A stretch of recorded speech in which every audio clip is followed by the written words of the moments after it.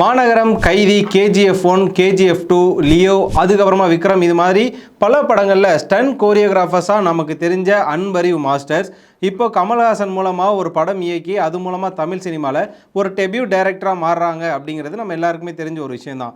இதை வந்து பார்த்திங்க அப்படின்னா அஃபிஷியலாக ஒரு 3 மாதத்துக்கு முன்னாடியே கமல்ஹாசன் அவர்கள் தரப்புல இருந்து சொல்கிறாங்க. இதற்கு ஒரு சாட்சியாக பார்த்திங்க அப்படின்னா ராஜ்கமல் ஃபிலிம்ஸ் இன்டர்நேஷ்னல் அப்படிங்கிற ஒரு யூடியூப் சேனலில் அந்த படத்தோட ஒரு டைட்டில் போஸ்டர் எப்படி இருக்கும் அப்படிங்கிற மாதிரியான ஒரு வீடியோ வெளியிடுறாங்க. அதுக்கப்புறமா கிட்டத்தட்ட 3 மாதம் ஆகிடுச்சு. இப்போ அன்பறிவு பர்த்டேவை முன்னிட்டு அந்த படம் வந்து கன்ஃபார்ம் அப்படிங்கிற மாதிரியான ஒரு அப்டேட் கொடுத்துருக்காங்க. அது ரிலேட்டடாக ஒரு வீடியோவும் அப்டேட் பண்ணியிருக்காங்க. அந்த வீடியோவில் என்னென்ன விஷயங்கள் இருக்குது, இந்த படம் எது மாதிரியாக இருக்க போகுது, இதை தாண்டி அன்பறிவு மாஸ்டர்ஸ் ஒரு படம் எடுத்து அதில் எவ்வளோ ஆக்ஷன்ஸ் அப்படிங்கிறது பீக்கில் இருக்கும் அப்படிங்கிற நிறைய விஷயத்தை தான் இந்த வீடியோவில் பார்க்க போகிறோம். ஜி சினிமா பிரசன்ஸ், இது பிரேக் த ஸ்டோரி. நான் உங்கள் விஜய் டாமினிக்.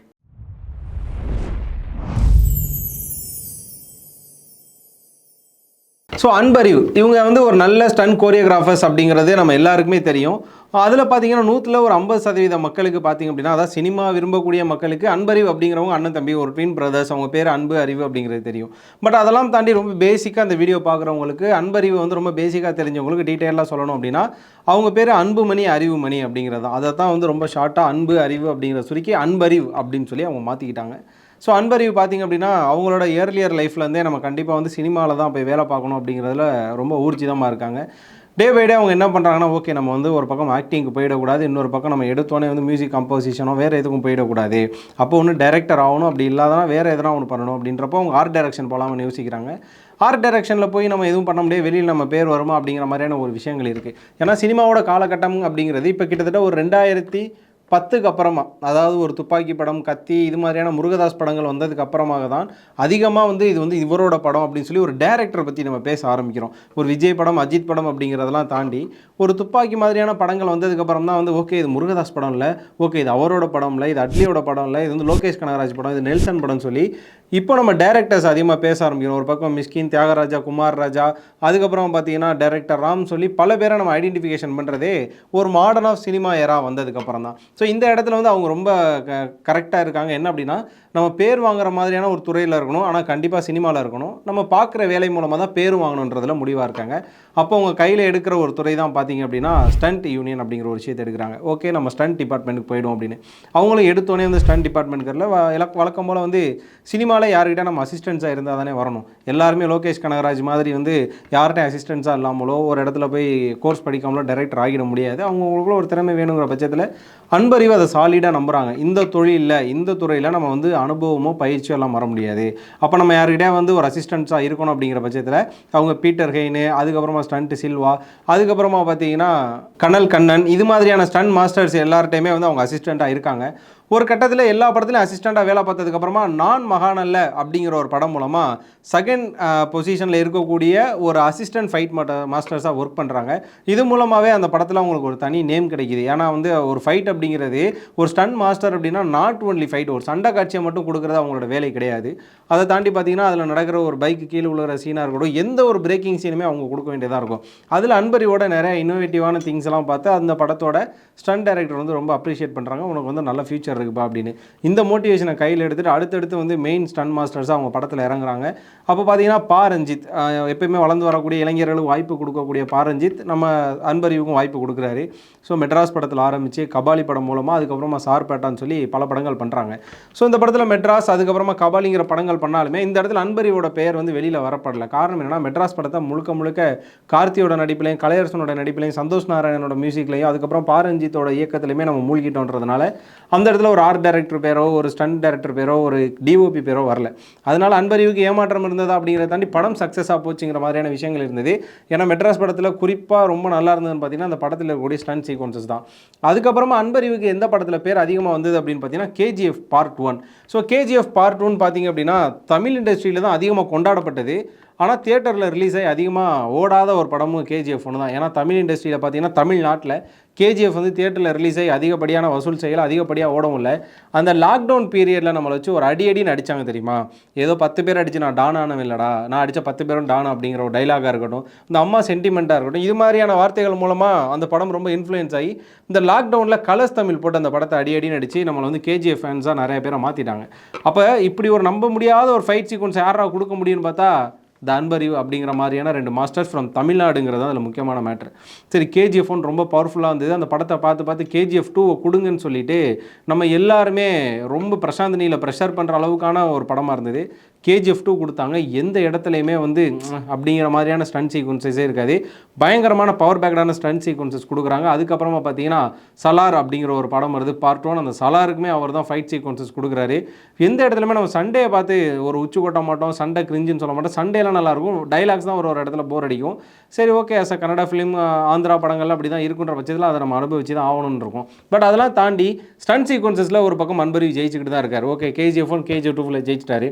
இதை தாண்டி ஒரு நார்மலான படங்களில் தனியாக தெரியக்கூட படங்களில் எப்படா ஜெயிக்கிறதுன்னு பார்த்தா அதுக்கு நம்ம சார்பாட்டா பரம்பரை வந்து ஒரு உதாரணம் எடுத்துக்கணும். ஏன்னா சார்பாட்டா பரம்பரை அப்படிங்கிற படம் கிட்டத்தட்ட ஒரு பீரியாட்ரிக் ஃபிலிம் தான். கிட்டத்தட்ட பல வருடங்களுக்கு பின்னாடி இருக்கக்கூடிய கதைக்களத்தை எடுக்கக்கூடியது. அப்போ அங்கே வந்து ரோசமான ஆங்கில குத்து சண்டை மூஞ்சில் மட்டும்தான் குத்தணும். அந்த டான்சிங் ரோஸ்க்கான பர்ஃபார்மன்ஸு, அதுக்கப்புறம் வேம்புலி, அதுக்கப்புறம் வந்து நம்ம கபில ஆரியாவை எப்படி இருக்கணும், அதுக்கப்புறமா அவங்க கீழே இருக்க நம்ம ராமுவாக இருக்கட்டும், அதுக்கப்புறமா கலையரசன் பண்ணக்கூடிய அந்த ஒரு கேரக்டர் ஆகட்டும், இவங்க எல்லாரையும் செதுக்கக்கூடிய ஒரு ஆள் யார் அப்படின்னு பார்த்தீங்கன்னா கண்டிப்பாக அன்பறிவு தான் இல்லையா? ஸோ அந்த மாதிரியான ஒரு பாக்ஸிங் மெத்தடை எடுத்து அந்த இடத்துல கொண்டு வந்ததுக்கான ஒரு மிகப்பெரிய வெற்றியாக தான் சார்பாட்டா பரம்பரை பார்க்கப்பட்டுச்சு. சரி, சார்பாட்டா பரம்பரை ஓகே. இதை தாண்டி வேறு என்ன படங்கள் வந்து அவங்க சக்ஸஸாக பண்ணாங்கன்னு பார்த்தீங்கன்னா ஜெய் பீம். ஸோ ஜெய் பீமில் தான் சண்டையே இருக்காது அப்படின்னு பார்த்தீங்கன்னா அந்த போலீஸ் ஸ்டேஷன் சீக்வன்சஸாக இருக்கட்டும், அதுக்கப்புறமா அங்கே வந்து வச்சு நம்ம ராஜாமணியை கொலை பண்ணக்கூடிய சீக்வன்சஸ், எந்த வே ஆஃப் கில்லிங் இருக்கும் தெரியுமா? ஸோ அதெல்லாம் பார்க்கும்போது வந்து இன்னுமே அன்பறிவு மேலே ஒரு நல்ல மரியாதை இருந்தது.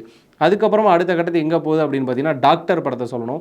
டாக்டர் படத்தில் சிவகார்த்திகேயன் ரொம்பவே அமைதியாக இருப்பார். ஒரு ஹம்புளாக அமைதியாக பொலைட்டாக இருக்கக்கூடிய ஒரு மிலிட்ரி ஆஃபீஸர் எப்படியெல்லாம் சண்டை போட்டால் நல்லா இருக்கும்னு சொல்லி ரொம்ப ஓவர் ரேட்டடாகவும் இருக்கா, ரொம்ப டவுன் ரேட்டடாகவும் இருக்காது. இந்த பிளான்டு ஃபைட் அப்படிங்கிறது, இந்த மெட்ரோ ஃபைட்லாம் ரொம்ப அழகாகவே இருக்கும். அந்த ஒரு கோரியோகிராஃபி பண்ணதுமே அன்பறிவு தான். சரி, ஓகே, இது மாதிரியான கண்டினியூஸ் வருது அப்படின்னு சொல்லிட்டு நெல்சன் என்ன பண்ணுறாரு அப்படின்னா பீஸ்ட் படத்தில் அடுத்த வாய்ப்பு கொடுக்குறாரு அன்பறிவுக்கு. பீஸ்ட் படங்கள் நிறைய இடத்துல வந்து ஒரு கலவையான விமர்சனங்களை பெற்றாலுமே அந்த படம் வந்து ஒரு சில விஷயங்கள் ஓகேவாக தான் இருக்கும். அந்த விதத்தில் பார்க்கும்போது பீஸ்ட்டுமே வந்து ஸ்டண்ட்டு அப்படின்னு பார்க்குறப்போ நல்லா தான் இருக்கும். காரணம் என்ன அப்படின்னு பார்த்தீங்கன்னா அந்த கன் ஷாட்லாம் நம்ம ஏற்றுக்கவே முடியாது, அதை விட்டுருவோம். ஏன்னா ஆப்போசிட்லேருந்து 5 பேர் வந்து விடாமல் சுட்டுட்டே இருப்பாங்க. கீழே கிளி மகாலின்னு 2 கேரக்டர் வந்து ஒரு டோரை வச்சு மறைச்சிட்டு நடுவில் டோரை திறக்கும்போது தளபதி சொல்கிறத நம்மளால் ஏற்றுக்க முடியாத மாதிரி தான் இருக்கும். பட் அதுக்கான ஒரு மேக்கிங் அப்படிங்கிற ஒரு விஷயத்தை நல்லாவே பண்ணியிருப்பாங்க. அதை தாண்டி அந்த கிளைமேக்ஸில் அந்த வில்லன் ஓடும்போது டக்குன்னு கழுத்தில் கத்தி வச்சு ஒரு போட்டு அந்த நிற்கிற பொசிஷனாக இருக்கட்டும், இதெல்லாம் வந்து ஸ்டண்ட் கொரியோகிராஃபர்ஸாக சூப்பராக பண்ணியிருப்பாங்க. ஸோ இப்படியே வந்து வேரியஸான ஃபிலிம்ஸ்லாம் கொடுத்துட்ருக்காரு. அப்போ தான் பார்த்தீங்கன்னா லோகேஷ் கனகராஜ் ஒரு அஸ்பைரிங் டேலண்ட்ஸை ஹையர் பண்ணுறது அப்படின்றத நம்ம எப்போதுமே தெரிஞ்ச ஒரு விஷயம் தான். அப்போ பார்த்தீங்கன்னா மாநகரம் அப்படிங்கிற படத்தில் ஒர்க் பண்ணுறாங்க, அதுக்கப்புறமா கைதியில் ஒர்க் பண்ணுறாங்க. அன்பறிவுக்கு கைதி மிகப்பெரிய அளவில் கை கொடுக்குது. அந்த ஃபைட் இன்ன வரையுமே நம்ம எல்லாருக்குமே பிடிக்கும். அதுக்கப்புறமா அவர் பண்ணுற மாஸ்டரில் பார்த்திங்க அப்படின்னா ஆக்சிடெண்ட்டாக அவர் ஒர்க் பண்ணல. அதுக்கப்புறமா விக்ரம் அப்படிங்கிற ஒரு படம் ஒர்க் பண்ணுறாங்க. விக்ரம் மிகப்பெரிய பிளாக் பஸ்டர் அவுட்கம்மாக வருது. வந்ததுக்கப்புறமா கமலே ஸ்டேஜில் பாராட்டின ஒரு ஸ்டண்ட் கோரியோகிராஃபர்ஸ் யாருன்னு பார்த்தீங்கன்னா அன்பறிவு தான். அந்த படத்தில் கமலே ஒருத்தவங்களுக்கு இன்புட் கொடுக்காம அவங்களோட ஒர்க் பண்ணி அது நல்லா வந்ததுன்றது விக்ரம் படன்றதை நம்ம என்றைக்குமே மறுக்கவே முடியாது. அந்த இடத்துல அன்பறிவோட ஃபைட் சீக்வன்சஸாக இருக்கட்டும், அந்த ரோலெக்ஸுக்கான சீக்வன்ஸு, அதுக்கப்புறம் சந்தானம் அந்த ஆட்டோவை கவுக்குற சீக்வன்ஸ், அதெல்லாம் நம்ம வந்து முதல் கிளிம்ஸ் வரும்போதே பார்த்துருப்போம். அந்த ஆட்டோவை கவுக்குறதே அன்பறிவு விஷயம் தான். அந்த ஆட்டோவை கவுத்து விடுவாங்க. இது மாதிரி இறங்கி கிரவுண்டில் இறங்கி ஒர்க் பண்ணுற விதம் அப்படிங்கிறது இவங்ககிட்ட என்றைக்குமே ஒரு விஷயமா இருக்கும். இப்போயுமே அப்கமிங்கில் பார்த்திங்க அப்படின்னா இந்தியன் 2, வேட்டையன், அதுக்கப்புறமா கல்கி, இது மாதிரியான பெரும் படங்களை கையில் வச்சுருக்காங்க. இதுக்கப்புறமா பார்த்திங்கன்னா தலைவர் 171லையுமே பார்த்திங்கன்னா அன்பறிவு தான் இருக்காங்க. அன்பறிவோட படம் அப்படின்னாலே எப்போதுமே ரத்தம் தெறிக்க துப்பாக்கியெல்லாம் வெடிக்க துப்பாக்கி தோட்டாக்களும் பறக்க அதுக்கப்புறம் பார்த்திங்கன்னா குண்டுகள் வெடிக்க அப்படிங்கிற மாதிரியான ஒரு ஸ்டண்ட் சீக்வன்சஸ் தான் அவங்க படத்தில் வைப்பாங்கன்றது நமக்கு தெரியும். அப்போ இன்னொரு டைரக்டரோட படத்துலேயே இது மாதிரியான சீக்வன்சஸை வைக்கிறவங்க அவங்க ஒரு படம் எடுத்தால் எப்படி இருக்கும் அப்படிங்கிறத இந்த இடத்துல ஒரு பாயிண்ட்டாகவும் ஒரு கண்டென்ட்டாகவும் இருக்குது. இதை பேசுகிறது ஏன்டா முன்னாடி இவ்வளோ நேரம் வளரணும்னு நீங்கள் கேட்கலாம். பட் இதுதான் இப்போ கண்டென்ட்டே. ஒரு 3 மாதத்துக்கு முன்னாடி ஒரு அப்டேட் வருது. என்ன அப்படின்னு பார்த்தீங்கன்னா கமல்ஹாசனோட ஒரு படத்தை டைரக்ட் பண்ணுறது மூலமாக அன்பறிவ் அப்படிங்கிற ஸ்டண்ட் கோரியோகிராஃபர்ஸ், ஸ்டண்ட் டைரக்டர்ஸ் ஒரு தமிழ் ஃபிலிம் டைரக்டராக தமிழ் இண்டஸ்ட்ரியில் கால் வைக்க போகிறாங்க அப்படின்னு. அதை தாண்டி இது வந்து தமிழ் படமாக இருக்குமான்னு கேட்டிங்கன்னா கண்டிப்பாக பேன் இண்டியன் ஃபிலிம்ஸாக தான் இருக்கும். காரணம் என்னென்னா ஒரு பக்கம் அன்பறிவுக்கான ஆதரவுன்றது எல்லா வித இண்டஸ்ட்ரியிலையுமே இருக்குது. கோலிவுட்டு, பாலிவுட்டு, மோலிவுட்டுன்னு சொல்லிட்டு மலையாளம், ஹிந்தி, தெலுங்கு, கன்னடம் சொல்லி எல்லா இடங்கள்லையும் அவங்க வேலை பார்த்ததுனால எல்லா இடங்கள்லையுமே அவங்களுக்கான ஆதரவு இருக்கும். இதை தாண்டி அவங்க யாருக்கு ஒர்க் பண்ணுறாங்க, முதல் படமே கமல்ஹாசன் மாதிரியான ஒரு உலகநாயகன், ஒரு ஸ்டார் கேஸ்ட்டு, ஒரு அப்பர் பொசிஷனில் இருக்கக்கூடிய ஒரு ஆளுக்கு படம் பண்ணுற வாய்ப்பு எல்லாருக்குமே கிடைக்காது. அப்படி ஒரு வாய்ப்பு கிடைச்சிருக்கு. கமல்ஹாசன் அவ்வளோ சீக்கிரம் ஒரு கதைக்கு ஓகே சொல்லியிருக்காருன்னா அந்த படம் கதை எப்படி இருக்குங்கிற விஷயம் இருக்குது. அதை 3 மாதத்துக்கு முன்னாடி கன்ஃபார்ம் பண்ணுறாங்க. கன்ஃபார்ம் பண்ணி KH அப்படின்னு சொல்லிட்டு ஒரு டைட்டில் போட்டு விடுறாங்க. அதில் பார்த்தீங்கன்னா கமலோட ஷேடாக இருக்கட்டும், அதில் அவங்களுக்கு கொடுக்கப்பட்ட அந்த பேக்ரவுண்ட்லாம் பார்க்கும்போது ஆஹா என்னமோ அந்த படத்தில் புதுசாக வைக்க போகிறோங்கடா நினச்சிட்டு இருந்தோம். இன்றைக்கி மே 11 பிறந்தநாள் வந்து அவங்களுக்கு நடந்துகிட்ருக்கு. பட் இந்த வீடியோ உங்களுக்கு டெலிகாஸ்ட் ஆகும்போது மே 12 13 கண்டிப்பாக இருக்கும்னு நினைக்கிறேன். அதுக்கு நடுவில் நிறைய பேர் அதில் வந்து அந்த வீடியோவை பார்த்துருப்பீங்க. டர்மரிக் மீடியா அப்படிங்கிற ஒரு யூடியூப் சேனலில் ஒரு வீடியோ வந்து அப்டேட் ஆகிருக்கு. இதை பார்த்தீங்கன்னா ட்விட்டரில் போய் பார்த்தோன்னா அன்பறிவை ஷேர் பண்ணியிருந்தாங்க. என்னென்னு போய் பார்க்கும்போது தான் தெரியுது அவங்க கமல்ஹாசனை வச்சு எடுக்கக்கூடிய படத்துக்கான அப்டேட்டை அந்த யூடியூப் சேனலில் விட்டுருக்காங்க. உள்ளே போய் பார்த்தா அந்த படத்துக்கான இந்த டைட்டில் போஸ்டர் விடுவார் தெரியுமா, அந்த லோகேஷ் கனராஜ் அப்டேட் பண்ணுவார். இப்போ கூட தக் லைஃப் அப்படிங்கிற படத்துக்கு கமல்ஹாசனுக்கு ஒரு வீடியோ வந்திருக்கும். அடுத்து எஸ்டிஆருக்கு ஒரு அப்டேட்டாக வந்தது. அது மாதிரியான ஒரு வீடியோவாக தான் இந்த வீடியோ இருக்குது. இந்த வீடியோவில் பார்த்தீங்க அப்படின்னா ஒரு கார் வந்து ஒரு எப்படி சொல்கிற ஃபுல் அண்ட் ஃபுல்லாக நம்ம கேமராவில் அந்த ஃபிலிம் இருக்கும் தெரியுமா, நெகட்டிவ்னு சொல்லலாம். அது மாதிரி நெகட்டிவான ஒரு எஃபெக்டில் தான் இந்த வீடியோ ஃபுல்லாமே இருக்குது. அதில் பார்த்தீங்கன்னா ஒரு கார் மலை பிரதேசத்தில் போகுது. அதில் வந்து ஆக்டேன் ஓவர் ஆக்ஷன் சொல்லிட்டு ஒரு போர்டு வச்சுருக்காங்க. கிட்டத்தட்ட வந்து KGF 2ல் வச்சுருப்பாங்கல்ல, அது மாதிரி ஐ ஹேட் வயலன்ஸ் பட் அப்படிங்கிற மாதிரியான ஒரு விஷயம் இருக்கும். அது மாதிரியான போர்டு மூலமாக அந்த இடத்துல படம் ரொம்ப ஆக்ஷன் பீக்காக இருக்குது அப்படிங்கிறத சொல்ல வராங்க. அதுக்கப்புறமா பார்த்திங்க அப்படின்னா ஒரு டோர் ஓப்பன் ஆகுது. அந்த டோரில் வந்து பார்த்திங்கன்னா 2 ஷேடு. அந்த ஷேடு வந்து அன்பறிவுங்கிறது நம்ம எல்லாருக்குமே தெரியும். ஒரு ஃபேக்டரி லுக்கு, அதுக்கப்புறமா அது மாதிரியான ஒரு கார் மலை பிரதேசத்தில் போகிறது, அதுக்கப்புறமா திரும்ப பார்த்திங்கன்னா அந்த ஒரு ஃபேக்ட்ரிக்குள்ளே ஓப்பன் ஆனதுக்கப்புறமே அதிகப்படியான கன்று, பீரங்கி, இந்த விக்ரம் படத்தில் ஹிட்லர் யூஸ் பண்ண பீரங்கி, அதுக்கப்புறமா இந்த rocket launcher guns, AK-47 different type of guns, அதுக்கப்புறம் இந்த ஒரு பக்கம் பார்த்திங்கன்னா ஸ்வாட் இருக்கும். ஃபுல் அண்ட் ஃபுல்லாக கத்திகள், அதுக்கப்புறமா பார்த்திங்கன்னா அருவா, வீச்சு, வாளுன்னு சொல்லிட்டு நிறையா வெப்பன்ஸ் இருக்கும். இது மாதிரி இருந்துகிட்டு அந்த டைமில் பார்த்திங்கன்னா இன்னொரு பக்கம் வெடிகுண்டுகள் அதிகமாக இருக்கும். இந்த ஃப்ரேமை கட் பண்ணி எடுத்ததுக்கப்புறமே பார்த்திங்கன்னா அங்கங்கே குண்டெல்லாம் வெடிச்சிட்டு இருக்கும். அந்த நேரத்தில் தான் கமல்ஹாசனோட ஒரு கவர் லைட்டாக வரும். அதுக்கப்புறம் பேக்ரவுண்டில் ஒரு சாங் ஓடும். அதுக்கப்புறமா அன்பறிவோட ஒரு ஃபேஸ் வந்து முடியுது.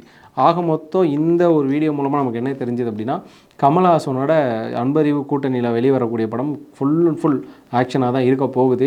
ஒரு விக்ரம், ஒரு கைதி, அதுக்கப்புறம் KGF 1 and 2, அதுக்கப்புறமா சாலார், இது மாதிரியான எல்லா படங்கள்லையும் அவங்க எதெல்லாம் பக்கெட் லிஸ்ட்டாக வச்சு எதெல்லாம் ஃபேவரட் சீக்வன்சஸாக வச்சு அதை எடுக்க முடியாமல் போயிருக்குமோ அதெல்லாம் கண்டிப்பாக இதில் ஒப்பேற்ற நினைப்பாங்க நான் நினைக்கிறேன். ஒப்பேற்றணும் மீன்ஸ் என்னன்னா அதை அந்த படத்தில் வச்சு சக்ஸஸ் ஆகணும் அப்படின்னு நினைப்பாங்க. இதை தாண்டி கமல்ஹாசன் எப்போதுமே ஒரு நியூ இன்வென்ட்டுக்கோ ஒரு நல்ல முயற்சிக்கோ கை கொடுக்கக்கூடிய ஒரு ஆள் தான். ஸோ இவங்க 3 பேரோட கூட்டணி அப்படிங்கிறது எப்படி வரும் அப்படின்னு சொல்லி எனக்கு ஒரு எதிர்பார்ப்பு இருக்குது.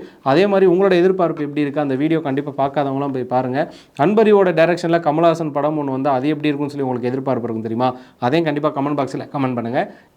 இந்த வீடியோ பிடிச்சிருந்தா லைக் பண்ணுங்கள், ஷேர் பண்ணுங்கள். மறக்காமல் ஜி சினிமா சேனலுக்கு சப்ஸ்கிரைப் பண்ணிவிட்டு பக்கத்தில் இருக்க பெல் ஐக்கானை கிளிக் பண்ணிக்கோங்க.